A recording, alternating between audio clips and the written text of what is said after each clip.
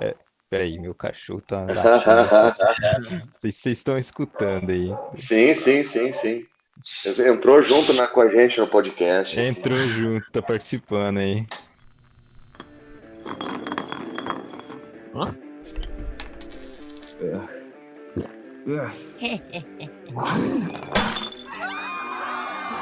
Quis ir à frente no assunto, mas aí perdi o rumo.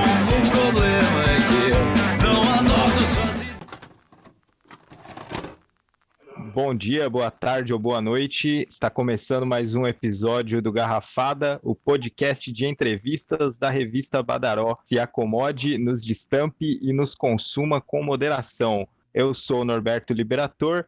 Hoje, excepcionalmente, o Fábio Faria não me acompanha. Quem está comigo é o Caio Luca, nosso assinante e praticante de Brazilian Jiu-Jitsu. Fala aí, Caio. E aí, pessoal? Queria primeiramente agradecer aí pela oportunidade de participar desse bate-papo. Como praticante de Gil, é uma honra estar aqui com o Mestre Dourado, faixa preta da arte suave e considerado por muitos o maior campeão do BBB. Que moral! É isso aí. É isso É aí. isso aí. Valeu, Caião, Então, legal. Dourado, seja bem-vindo, cara. Faz tempo que nós estávamos tentando encaixar, né, para fazer essa entrevista. Verdade. Foram várias tentativas aí, alguns desencontros de horários, né? E eu quero começar perguntando da tua trajetória. Você nasceu no Chile durante o exílio de seus pais, né? Isso Isso, foi em 72, né? perfeito. Aí um ano depois, em 73, tem o golpe do Pinochet, que instaurou um regime parecido com o que tinha no Brasil, né, do qual seus pais estavam fugindo. E como que eles agiram diante disso? Como foi sua infância ali naquele contexto de fugir de regimes autoritários? Na realidade, essa sensação veio mais quando eu cheguei no Brasil, porque eu saí de lá muito pequenininho, né? Eu saí do Chile com menos de um ano. Minha mãe, quando viu que ia estourar lá uma parada parecida e estava estourando, ela pegou e largou. Meu pai, muito idealista, ainda muito envolvido com ideais, ficou no Chile, ainda se envolveu com a guerrilha de lá e ficou. E nesse momento, minha mãe falou: Olha, estou voltando, não sou maluca, e voltou. Mas imagina, né? Mulher, mãe, no momento era mãe solteira, já tinha separado, estava cuidando do filho que era bailarina, e a cara dela tinha saído há pouco tempo nos jornais, assim, né? Como procurada, como terrorista. Isso daí mexeu muito com vizinhança, com outros tipos de relação na escola, que depois eu vim entender, né? Não tem como tu, uma criança, entender, às vezes, é animosidade por parte de colegas, ou apanhar muito. Eu vivia me envolvendo em briga, muitas das brigas envolvendo alguma coisa que falava da minha mãe, alguma coisa. Mas depois é que a gente começa a entender mais o contexto que a gente está, um contexto machista, um contexto na época de pós-ditadura, tu junta tudo isso, e aí tu tem uma cena onde era difícil realmente de lidar. Eu vivi bem na carne, assim, essa reentrada da minha mãe na atmosfera. Mas em matéria de trabalho, ela era muito competente, ela nunca faltou trabalho para ela, mas eu creio que deve ter também fechado muita porta para ela, assim, profissionalmente, né? Pensando nos dias de hoje, o que pode acontecer quando tu toma parte de uma parte política ou de uma ação política, o que pode acontecer com a tua carreira profissional e de se pensar, assim, né? E meu pai, ele foi torturado. Lidar com alguém torturado durante a vida é um problema seríssimo. Alguém que é torturado, ele perde muito da essência, né? Acaba sendo uma coisa muito dolorosa, é um estresse pós-traumático, né? Você E sentiu muito desse trauma do seu pai, assim? cara, ele nunca foi violento, nunca foi cara ausente, sempre foi um pai muito legal, apesar da gente algumas vezes na vida ficar separado, que ele morava em outro estado, formou outra família, mas ele sempre, eu morava com ele, alguns anos eu pegava e morava direto um ano com ele, a gente ficava junto bastante tempo nas férias, então tinha um contato, mas era um cara que tu vê que foi uma parte destruída, assim, tu vendo como que funciona a tortura, como que funciona esse tipo de abuso, tu sabe que é difícil da pessoa se estruturar de novo, né? Ele nunca gostou de conversar muito sobre isso. Eu não sei quanto se ele chegou a fazer uma terapia. A gente conversa muito, eu e meus irmãos. A gente conversa muito com ele. Ele é um cara muito comunicativo. Mas ficou um pouco parado nesse tempo. E é difícil da gente julgar, né? O que leva ele a ter essas amarras ainda no passado, às vezes. Então Uhum. é difícil um pouco tu querer ver a coisa evoluir, alguma coisa, e tu vê que a pessoa ficou traumatizada ou com algum tipo de raiz ali. Então a tortura é uma coisa que, para mim, assim, sempre foi muito... ver tortura em filme eu não consigo ver. Tem filme que tem tortura, que tem aquelas cenas tipo o Albergue, paro de ver na hora. Se eu tô no cinema, eu levanto e vou embora. Eu não consigo ver parada. Algumas coisas eu não consigo ver, né? Mas também é da minha história também. Um negócio de Uhum. tortura, de prisão, assim, nunca me fez bem, então não consigo. Então eu sou solidário a isso daí, ao meu pai. Eu acho que eu tento compreender. A gente não tem como compreender realmente uma pessoa que passou por isso, né? Nas situações de um porão, de uma coisa assim. Mas tento compreender e tento aprender. Meus pais sempre me nutriram muito de informação, de livro, de revista, nem tanto de opinião, Uhum. principal, né? Mas eu acho que eles tinham um comprometimento de dar muita alternativa de leitura para tentar compreender tudo isso. Eu lia muito a Mafalda, eu me lembro que minha alfabetização até eu tenho uma facilidade muito grande no espanhol, porque quando eu comecei a me alfabetizar, que foi um marco na minha vida, eu comecei junto a ler Mafalda. Eu li Asterix e li a Mafalda na minha alfabetização, eram coisas muito constantes, porque até então eu pedia para minha mãe ler, ou para o meu pai ler. E quando eu comecei a ler, eu comecei a ter domínio, né, daquele conteúdo. E eu podia ir atrás e ler de novo o que eu queria, não precisava ficar dependendo de ninguém. E a Mafalda que minha mãe comprou foi no Chile. Era versão espanhola. E ela trouxe muito o Enfio também. O Enfio nesse momento tinha muita coisa dele que era censurada no Brasil. Ela comprava na Argentina ou no Chile, ela comprava o Fradim, comprava a Graúna Uhum. para gente, para ler. E então eram versões em espanhol que não eram censuradas. Incrível, né? Então você Ela tem essas começou, versões até hoje. você começou com a leitura em espanhol, então. Junto com o Asterix, que era em português. Os Uhum. Asterix, todos eles eram em E português. ótimas E, referências, inclusive. sim, com certeza. Pô, o Derzo, o Gotini, são mestres, né? Antes de Uhum. começar a ler, eu já desenhava. Eu tinha feito eu não tinha capacidade de desenhar ainda, era muito novinho, né? 5, 6 anos. Então eu fazia história em quadrinho com um bonequinho que não era boneco de pau, como eu usava fazer boneco de pau. Fazia certo volume, já fazia os Aham. braços, fazia a perna, fazia os pés e fazia a cabeça deles com forma de coração. E tinha um coração que era quadriculado, um coração que ele era pontilhado, um coração que era. Então eu fazia vários corações para serem os personagens, né? E aquilo ali eu fazia para se comunicar, para ter os balãozinhos, como eu não sabia escrever, eu usava aqueles símbolos, né, de xingamento, de coisa, para ter uma comunicação entre os personagens. Era muito divertido, cara. Pô, legal. Inclusive, você tinha o objetivo de fazer uma história em quadrinhos, né? Eu cheguei a ler uma entrevista sua em que você fala sobre isso. Você ainda tem esse objetivo? Chegou a fazer também, não sei. Eu quero, assim, meus cadernos de colégio, eu tinha muito. Todo início do ano, junto no meu material, eu pedia material de desenho para desenhar em casa, né? Sempre foi uma expressão que eu tive que fazer para poder me comunicar também. E eu comecei a fazer muita história em quadrinho, mas eu não tinha disciplina de acabar. Eu não tenho nenhuma história em quadrinho acabada. Isso é uma coisa que me deixou muito perturbado durante a vida, depois olhar para trás e ver que eu não terminei nenhuma história. E eu botava histórias que aconteciam comigo, tentava botar assim, mas o meu traço é aquele negócio. Eu sempre acreditei no traço como expressão. Mas eu tinha vergonha do meu traço, eu achava que ele era ruim comparado com quem eu lia, né, cara? Tu vai ler Frank Miller, tu vai ver, sei lá, galera da Sim. Marvel, e tu vai ver o Derzo, tu vai ver essa galera assim, cara, é difícil de tu achar o teu traço bom, né? E depois eu comecei a ver, daí eu comecei a prestar atenção em Fio era um traço só que ele fazia, o Fradim, Uhum. e aquela velocidade que ele tem, né? Mas é uma É, velocidade única. é, Ninguém faz aquele traço sim. que ele fazia, né? É muito Impressionante. simples, mas muito eficiente, né? O traço dele, né? Bem minimalista, mas ao mesmo tempo, assim, é uma coisa bem difícil de se fazer. Eu achava interessante porque quando eu fazia desenho, eu só aprendi isso no colégio, que eu fazia todos os desenhos, eles não tinham chão, né? Eles não tinham o chão. E foi quando eu entrei no colégio que me falaram para mim que meus desenhos não tinham chão e tinham que ter.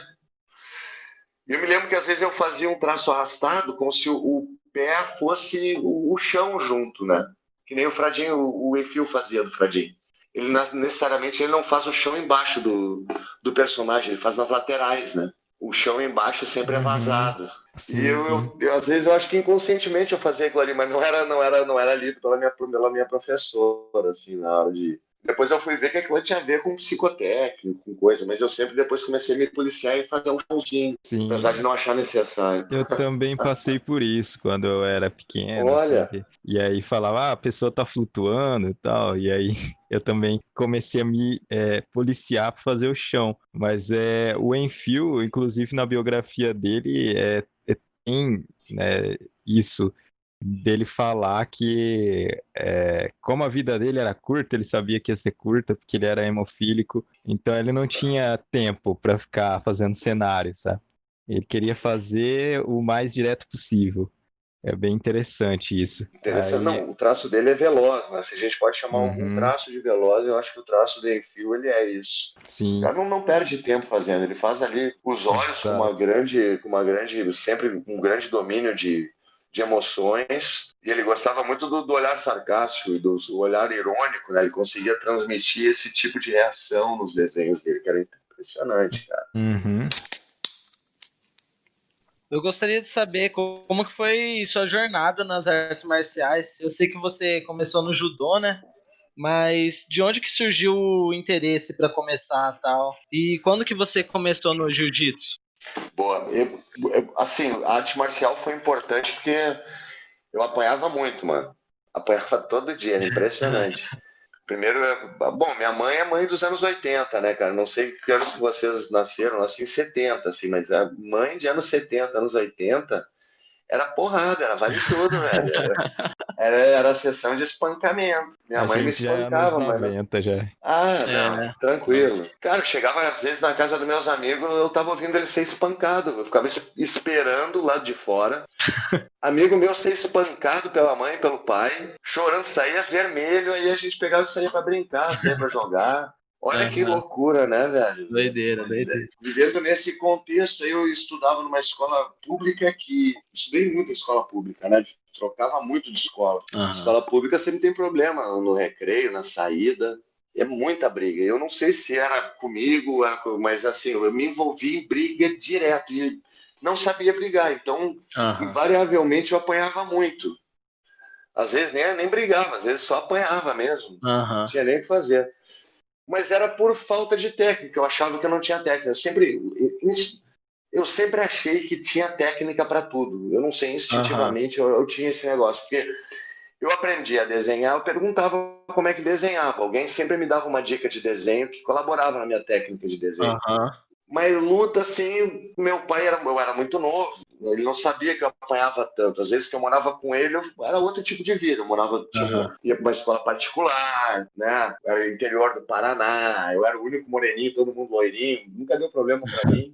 Mas eram umas coisas assim, mas era escola particular, então era um pouquinho diferente. Mas, cara, eu via a necessidade de me defender na sociedade. Assim. Eu gostava de andar sozinho, sempre gostei de andar sozinho também, na escola, sempre tive uma atitude mais antissocial. Isso daí também gerava muita coisa, assim, pro meu lado, de ter que segurar a peteca, né? Quando quem não anda em grupo, às vezes tem que segurar.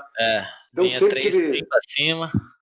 Cara, então assim, minha vida foi bem difícil. E eu comecei a ver filme em 1980 tinha uns filmes de Kung Fu muito toscos. Terça de noite, 10h30 da noite, tinha uma faixa que se chamava Faixa Preta.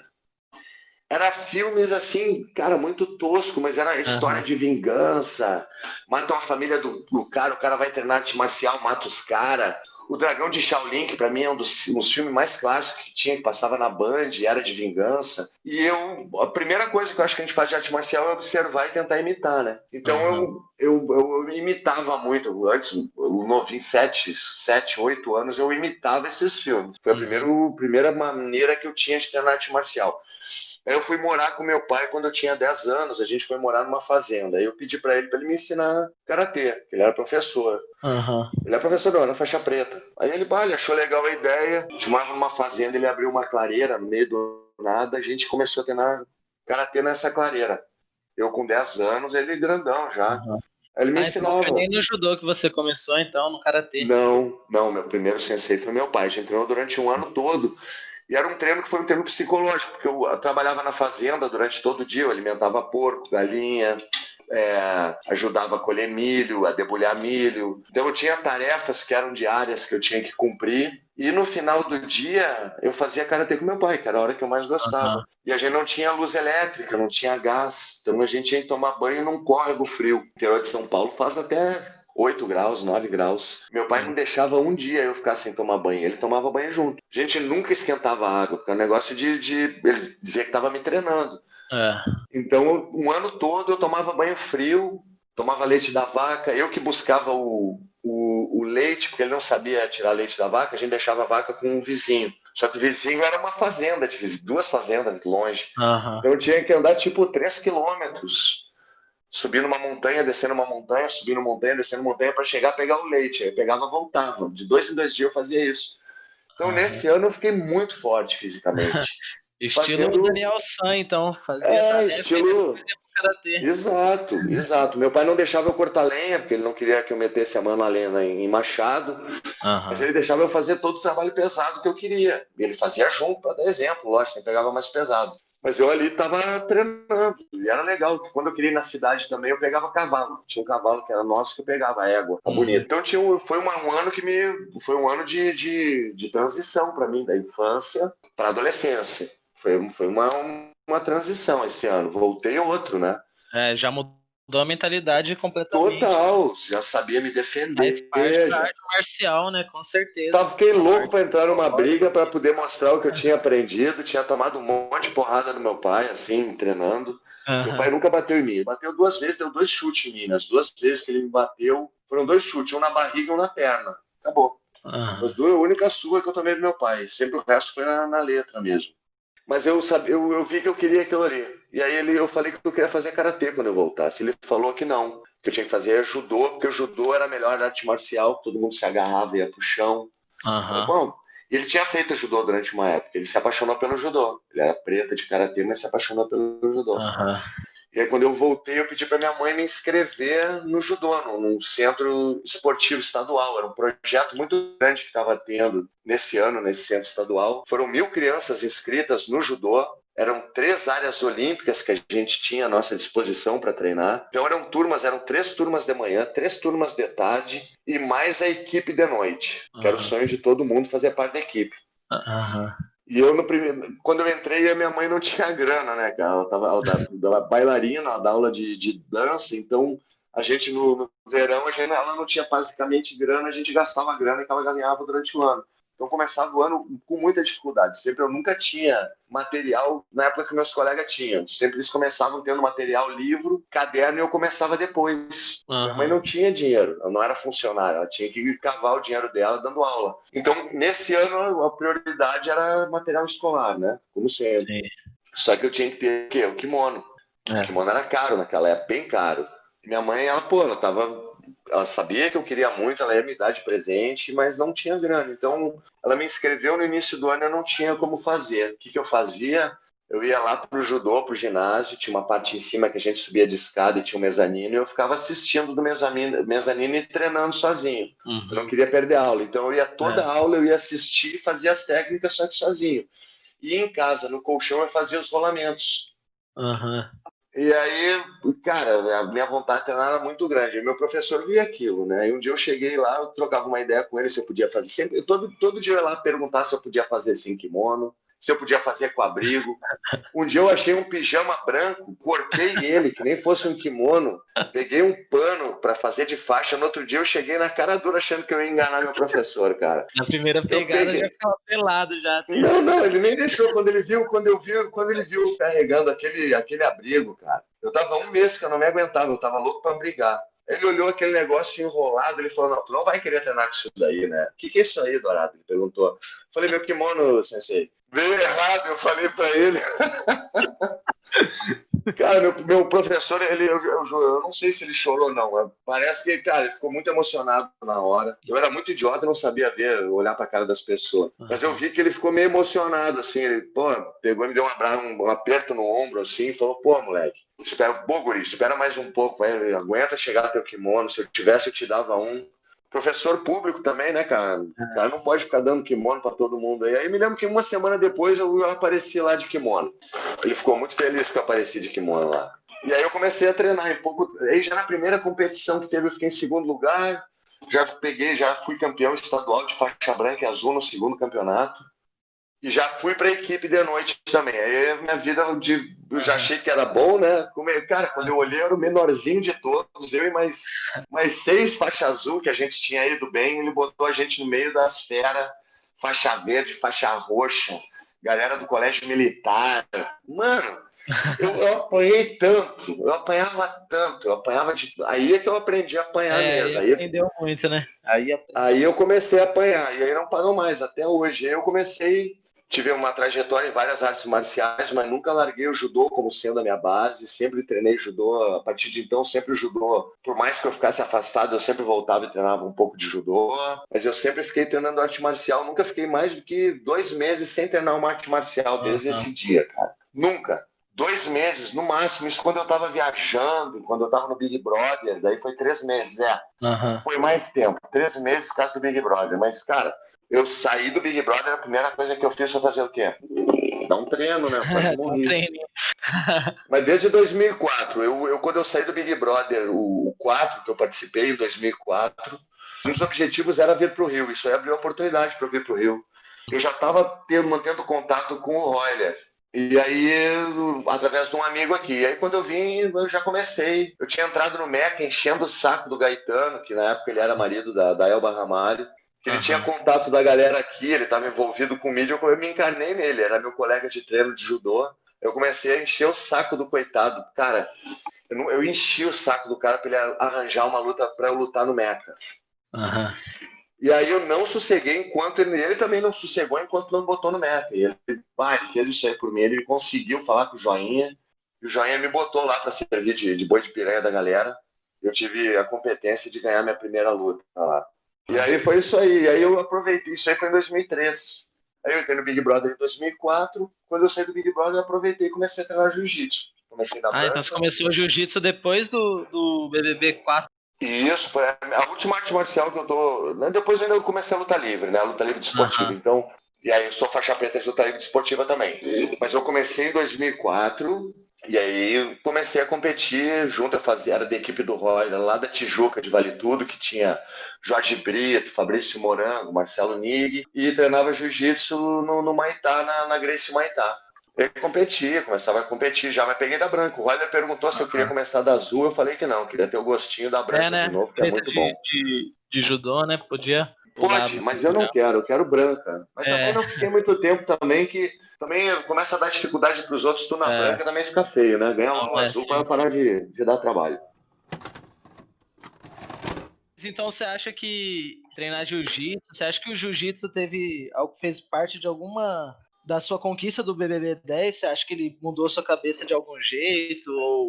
Ou no jiu-jitsu você já começou com uma cabeça boa, já que você já é de outras artes? Sim. Não, arte marcial sempre me permeou. O problema do 4, eu nunca fui bad boy, cara. Nunca fui, mas com certeza era mais grosso. Hoje em dia eu sou mais polido.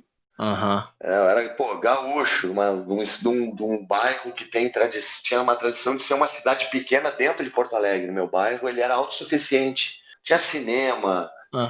o centro comercial, enquanto não tinha shopping, o primeiro shopping foi no meu bairro. É uma cidade mesmo. O Beira-Rio fica a 10 minutos, 20 minutos da onde eu morava, andando a pé. O Olímpico ficava 15 minutos, o antigo estádio Olímpico ficava 15 minutos, menos do que isso, 10 minutos, quer dizer, era um bairro autossuficiente e a gente não saía de lá, então tinha uma cultura muito fechada, mas misturado com cultura de arte marcial, mistura de tribo, e eu cheguei muito grosso para um programa de tanta exposição, né? Não sabia me portar com, acho que, tanta elegância. Eu acho que o que mais fez eu ter diferença de um Big Brother por outro, acho que não arte marcial, porque eu já estava muito incluso na arte marcial, sempre fez uma parte muito grande da minha vida, né? Comprei tudo que eu tenho foi muito, tudo que eu tenho, devo à arte marcial. Acho que a minha conduta nos 2 Big Brother, tudo devo à arte marcial. Acho que foi a polidez mesmo de ter 10 anos, né? 6 anos que diferenciaram um Big Brother do outro. Fui para Nova Zelândia, me dei mal, trabalhava 15 horas por dia, ficava em pé 11 horas por dia. Cara, dormia 3 horas. Esse tipo de conceito de vida, de tu se ralar, tu acaba mudando muito a tua cabeça, né? 6 anos aí de experiência, né?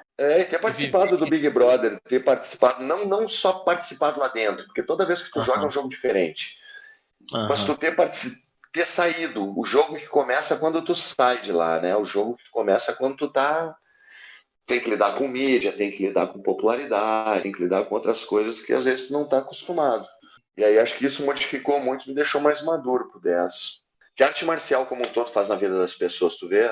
Isso acontece no karatê, acontece no kempo, acontece em qualquer lugar. O cara na capoeira, o cara descobre uma força interior, uma capacidade de aguentar a porrada que até então às vezes tá dormente nele. Ele não sabe que tem essa capacidade, né? Aproveitando esse papo aí sobre as suas passagens, né, pelo BBB, rolaram algumas tentativas do que hoje se chama de cancelamento, né? Eu lembro até que tentaram te associar a nazismo pela sua tatuagem de um símbolo que na verdade é japonês, né, muito utilizado no Kenpo. E então fala um pouco pra gente aí sobre essa sua vivência, essas tentativas de cancelamento, e se também você acha que hoje em dia reavaliaria algumas posturas que teve durante as 2 edições. Com certeza. Vamos lá, legal. Cara, em primeiro lugar, o BBB, ele é um jogo que envolve hipocrisia, no sentido de tu ser menos hipócrita ou mais hipócrita, as pessoas se ligarem na tua hipocrisia e a maneira como elas abordam a hipocrisia, né? É um dos elementos muito fortes.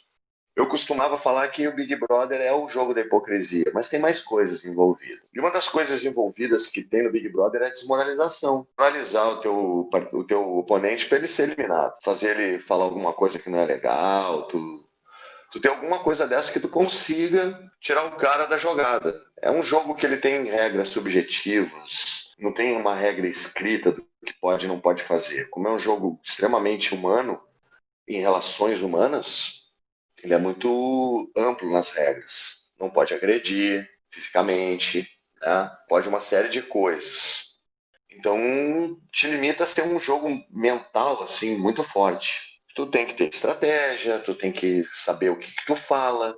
Então, é tudo muito... Tem gente que faz estratégia, tem gente que sai falando o que quer. Eu acho que sinceridade não é a gente falar o que vem à cabeça, né? Isso é idiotice. Só ser burro. Qualquer coisa que passou na cabeça tu fala, tu é burro, idiota. Mas ali também está sendo avaliado se tu está sendo sincero, se tu vai conseguir manter aquilo que tu fala durante 3 meses, se tu fala como tu age.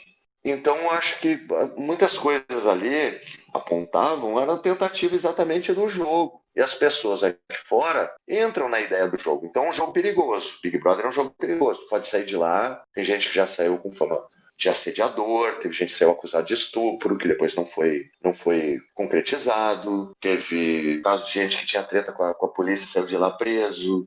Então é um jogo perigoso. Descobrem coisa que a pessoa acha que ninguém vai descobrir, descobrem. A pessoa tem amante, tinha outra família, entendeu? Descobrem essas coisas. Então é difícil o cara se manter intacto. Tem que ir pro Big Brother sabendo que podem desmoralizar de uma maneira ou de outra. Tu mesmo, ou os teus colegas, ou hoje em dia a força da internet. Então eu creio que, por exemplo, quando a participante lá dentro ela pegou e olhou o meu samurai, e na saia do samurai tem um mandi, ou uma suástica, que esse símbolo tem mais de 3.000, 4.000 anos, símbolo que tem no sânscrito. Então é uma coisa que tu vai ver no hinduísmo, tu vai ver esse símbolo. E foi apropriado por outras pessoas no século passado para fazer coisas terríveis. Mas a gente ia se acostumar a ver esse símbolo também agora. A terapia do Japão, a gente estaria agora assistindo polo aquático, então judô, quem sabe. Então a gente tem que ter essa noção de que... Eu tinha essa noção que iam falar da minha suástica. Eu tinha já como também dar uma contra-informação e as pessoas iam ter como ver se era verdade ou não. Então fazia parte do jogo também, a pessoa me acusar e eu me defender. Foram me acusando de muitas coisas que não conseguiam comprovar. Isso me acabou me favorecendo no jogo. Uma coisa que eu acho que me acostumei na vida até, né? O negócio de ser menosprezado. Dificilmente as pessoas têm uma leitura daquilo que eu sou para mim. E eu acho que isso acaba sendo, antes me incomodava, mas acho que hoje em dia é um ponto positivo. Toda vez que tu quebra uma pessoa naquilo que ela pensa de ti, tu quebra o gelo, tu consegue uma entrada mais eficiente para conversar com a pessoa. Às vezes ela está com defesas armadas, né? E quando tu surpreende ela mostrando que não é aquilo que ela esperava, às vezes tu faz ela baixar essas defesas. Então eu uso isso a meu favor hoje em dia. Eu acho que eu usei bastante lá no Big Brother também, de me mostrar a minha aparência, de ser um cara agressivo, não condizia com o que esperavam de mim, às vezes, meus adversários. Queriam que eu fosse mais agressivo, que eu fosse um perfil de uma pessoa que fosse abusadora, ou fosse uma pessoa que cultivasse ódio. Isso não se concretizou. Eu acho que acabou me ajudando a ganhar. Mas isso ajuda porque eu sei quem eu sou, o que está envolvido com a minha aparência, os símbolos que eu carrego, tatuagens, cicatrizes, maneira de falar. Eu acho que é uma consequência. Muitas pessoas questionam se eu tivesse hoje em dia, se eu ia ser cancelado. Acho que tentaram me cancelar, né? Tentaram levantar bandeiras contra mim lá dentro. Eu lembro que tinha uma participante que era lésbica, que ela levantou uma bandeira séria e quase que eu fui eliminado naquele paredão. Foi o paredão mais difícil, depois eu vir a saber, quando eu saí do programa. Foi o paredão mais parelho, onde eu pude mais risco de ser eliminado. E ela levantou bandeiras de sexualidade, de inclusão.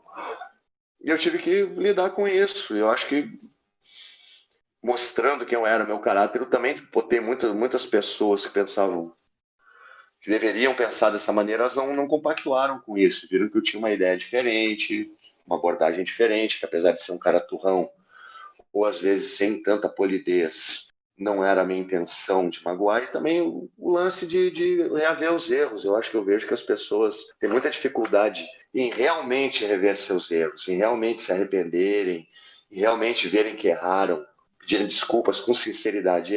Para mim é uma coisa, não é natural, porque eu não gosto de errar, e não erro com tanta frequência, mas quando eu erro, eu acho que eu tenho o direito e o dever de pedir desculpa e melhorar e não tentar não errar de novo. E vendo desse tempo todo para cá, eu acho que eu fiquei muito mais ainda. Eu vi que as causas que eu defendo às vezes são as mesmas causas que essas pessoas que são oprimidas também têm, cara. E antes eu era um cara muito individualista, como eu falei lá no início da entrevista. Eu sou um cara que sou muito antissocial, de verdade. A arte marcial me ajudou a ser mais social, a ter amigos. Meus amigos são todos da arte marcial. Às vezes mas eu vejo que quase todos os meus amigos praticaram arte marcial durante uma época da vida, e a gente tem isso aí em comum. Eu acho que isso nos une também. A gente tinha uma certa filosofia guerreira, um certo companheirismo de defender o cara que está do nosso lado. E acho que isso daí é legal. Acho que isso daí faz parte. Assim. Eu acho que esses 10 anos que passaram do Big Brother até agora, eu aprendi muito disso, de também comprar causas que não necessariamente são as minhas. Por exemplo, LGBT. Antes eu tentava me manter afastado e dizer que, era problema deles, cara. Só que, por outro lado, eu sou da arte marcial. Eu acho que a arte marcial a gente não pode ver uma covardia sem fazer nada. A gente passa a ser um covarde junto. A gente tem que ter noção do que é certo e errado. Do Shin-So, que é o cara que fundou o Shorinji Kempo, ele falava que uma das obrigações do cara que era praticante do Kempo, do lutador de Kempo, do guerreiro do Kempo, era defender a verdade. Se ele achasse que uma coisa estava sendo injusta, ele não podia se abster. Senão a faixa preta que ele tinha só valia para a academia, ele era um merda. Se tu vê uma injustiça sendo feita e tu não faz nada, tua faixa preta não serve de nada. Então comecei a ver que tem muita gente que sofre principalmente covardia. Covardia. E covardia é uma coisa que me deixa muito, muito motivado, muito irritado. Eu não gosto de ver covardia pra cima de ninguém, pra cima de criança, pra cima de velho. E comecei também a estender isso para outras pessoas, cara. Eu acho que a gente não pode deixar uma sociedade educar os outros na porrada, punir os outros na porrada. Eu acho que não é assim que a gente constrói uma sociedade onde a gente quer viver. Pelo menos não onde eu quero. Eu não quero uma polícia me batendo, mandando em mim, me policiando. Acho que a polícia tem que investigar crime, tem que usar inteligência e não ficar coagindo o cidadão, não tem que ficar oprimindo ninguém, quando ostensivo, eu sou contra isso. Eu acho que a sociedade se molda com educação, com oportunidade, e aí é que a gente tem que ver e pensar em ser violento com quem, depois de ter oferecido tudo isso, a pessoa continua no crime, aí a gente tem que ver, cara. Agora, antes de punir, antes de querer o mal das pessoas, a gente tem que dar oportunidade, é o que menos a nossa sociedade dá. Oportunidade, todo mundo fala, mas dá pouca oportunidade. Eu acho que a gente tem que dar oportunidade mesmo. Esse negócio de... Não estou dizendo que criminoso não tem que ser punido, veja bem, mas eu acho que a gente tem que se preocupar mais com a formação, tem que construir mais escola do que presídio. É aquilo que você tinha falado de julgarem erroneamente e tudo mais nos Big Brothers. Eu vejo isso até hoje, cara. As pessoas, tipo, te estereotipando, né? O estereótipo do lutador, do cara durão, já acham que você é de um jeito. Aí já vi gente falando, pô, como assim o Dourado é esquerdista? Como assim o Dourado é não sei o quê? O que você acha disso aí? Até hoje as pessoas acham que você tá naquele grupo só pela seu modo de viver, pela sua conduta. Mas, cara, é difícil, sim, mas é aquilo que eu falei, sempre é uma oportunidade de eu dar outro tipo de alcance para as pessoas, né? Para dar para até de repente quebrar a defesa e trazer a pessoa para o meu lado. Eu não gosto de separar as pessoas que são minhas amigas ou que me seguem em rede social por política. Eu acho que tem pessoas que são de direita e podem ser minhas amigas, desde que tenham um bom discernimento, não vão comprar barulho por terra plana, entendeu? Por coisas estúpidas que governantes fazem. Não é por aí, a pessoa tem que ter uma noção sagaz do que está acontecendo. Mas eu não limito. Mas as pessoas limitam, gostam de limitar. O cara é Bolsonaro, o cara não sei o quê.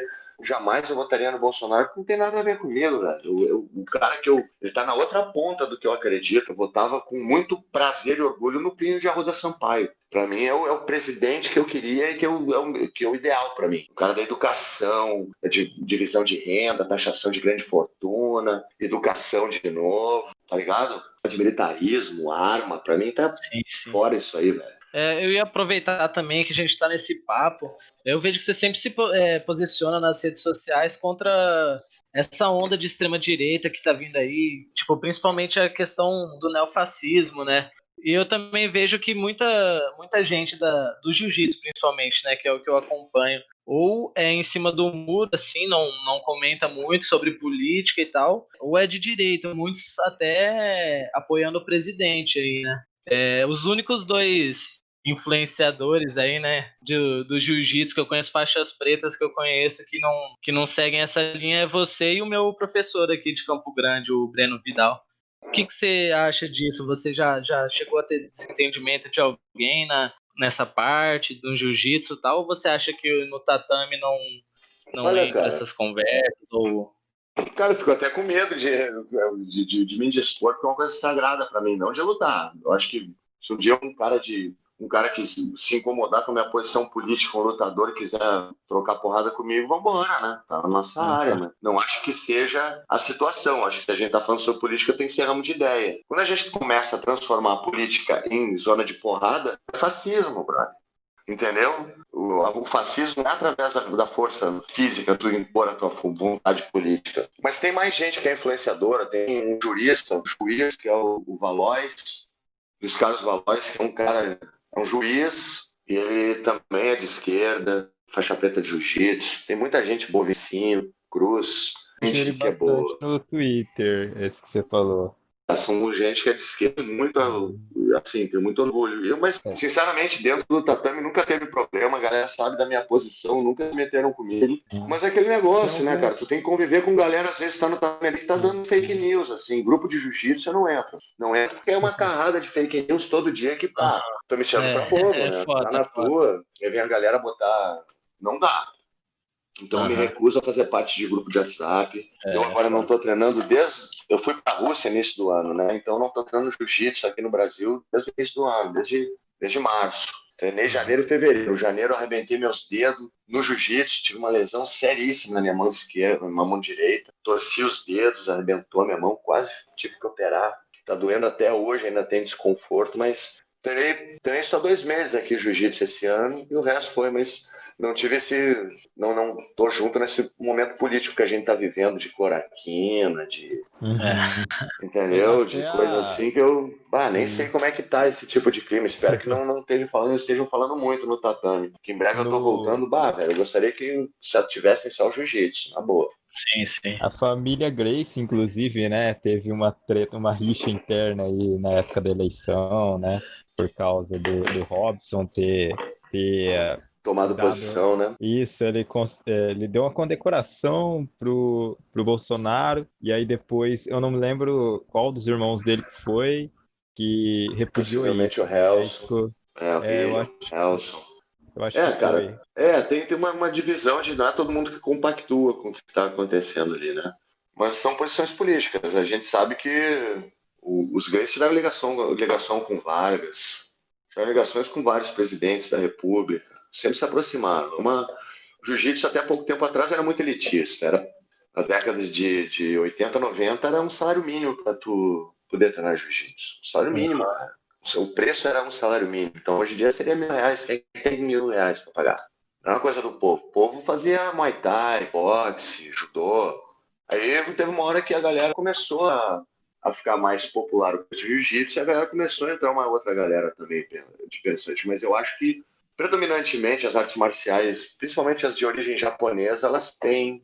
E aqui no Brasil a gente é muito influenciado, mesmo as de origem chinesa, de origem tailandesa, são muito influenciadas pelo militarismo japonês, o que acaba confundindo disciplina com autodisciplina.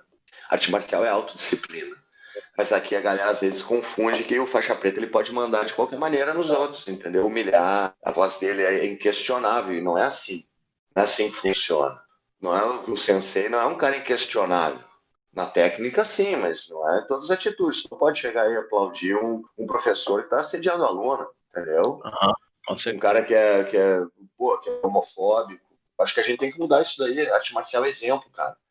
É um microcosmo da sociedade. A gente tem que ser exemplo. Tem que ser mas é um microcosmo, mas ali tem que ser os mais corajosos. Pelo menos quem está gerindo ali. Os mais graduados, os guerreiros, o professor, tem que ser uns caras mais evoluídos. Não pode compactuar com covardia, não pode compactuar com assédio, não pode deixar os outros constrangidos, porque afinal de contas é a gente que tem a força, né? Então acho que a gente tem que ser mais polido ainda, com mulher, com criança, com todo mundo. A gente tem que ser o último caso da violência, porque a gente já tem ela do nosso lado, né? Eu estava lendo um samurai na década de ouro dos samurais e o cara podia entrar em 4, 5 guerras, 4, 5 batalhas durante a vida toda. Um policial, esses de linha de frente... O cara não entra em batalha toda semana. E a gente, às vezes, na arte marcial, a gente entra em batalha muito mais frequentemente. A gente está se testando muito mais frequentemente no dia a dia. Um ser humano contra o outro. Isso aí, já ouvi muito policial falou que ele fica muito mais nervoso lutando do que trocando tiro. Então a arte marcial ela é um forjador de guerreiro. Ele está lutando muito mais... O cara que treina acaba lutando muito mais com um guerreiro da antiguidade, cara. Ele não tá lutando vida ou morte, mas às vezes acontece, tu brigar na rua, tu tem que se defender. Então isso aí a gente tem que estar preparado para essa situação também extrema. Então, Dourado, se você quiser fazer uma fala final, suas considerações finais aí, deixar seu recado, também suas redes sociais, você tá livre aí, tem esse espaço livre para você falar o que quiser. Em primeiro lugar, muito obrigado aí pela presença, pelo convite na presença, né, no podcast. Irado, a revista Badaró, me amarro. Vou começar a assinar ela agora. Eu estava sem auxílio emergencial, estava sem trabalhar. Minha mulher que estava ganhando dinheiro, estava pagando as contas aqui em casa, velho. Então não dá para pedir nada. Agora tá começando a entrar um dinheirinho de novo. Vou assinar a Badaró, porque é uma revista, eu sinto falta de ter uma revista assim pra... Eu gostava muito da General, uma revista que eu me identificava bastante, gostava. Fora as revistas de desenho, né? Animal, Mad. Eu sou órfão da Mad, velho. Sim. Tenho uma saudade da Mad, que é impressionante. Mas eu acho que a minha formação sempre tem que ter revista, quadrinho, eu sempre tem que ter esse tipo de contato. Então, muito legal esse ano a gente ter começado a ter esse contato aí. E dizer pra galera assinar e seguir a Badaró, que é demais.